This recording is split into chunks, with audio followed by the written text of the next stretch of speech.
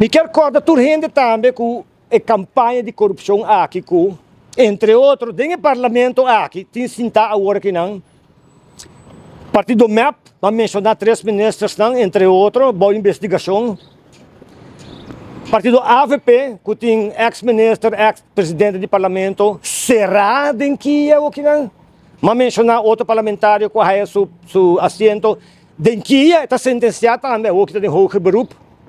Nós temos partido POR, que não está no parlamento, mas que também tem ex-parlamentário, Sr. Howell, e ex-ministro, Sr. Odiber.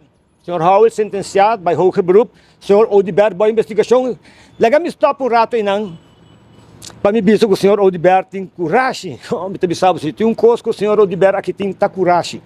Para ter integridade. Então, como é para mencionar a palavra sem morder sua língua. É coisa que vou começar a treinar hope mesmo. Com habilidade grande. Mas também nós temos a senhora Marisol Lopes Trump, parlamentário, que também ordem praticamente dispensar de strafrechtelijke vervolging, strafrechtelijke onderzoek de parte de OM. E, por último, lá nos corda, turrende com o ministro sem integridade, senhor Ursula Arends, que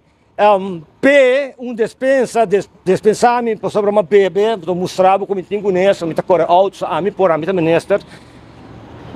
Lubidando tur é acidente não com morto cometido no país aqui para chofer não que está correndo auto, bom de influência de álcool. Então, abota ministro de integridade.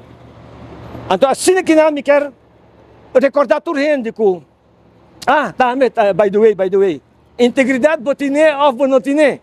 Confiro, senhor Otmar Odiber, tá purba pronto com a frase aqui. Senhora Evelyn Weaver Cruz, tá por de pronto a frase aqui.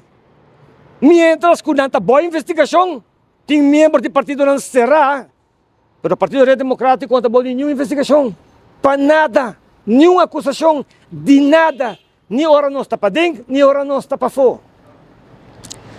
Então desejar que o povo aqui não caia em trampa, só stop de cair em trampa e vota para a gente, não, a única coisa que não está fazendo é enriquecer no mês. Nada outro. Vota para político não, que tem o país na pecho e Partido Reto a demonstrar essa que acaba. Toda a campanha que está tendo contra o Partido Democrático, adora sua fruta, não sabe caso, a boa cai dentro trampa, a boa quer, mas a festa a continuar.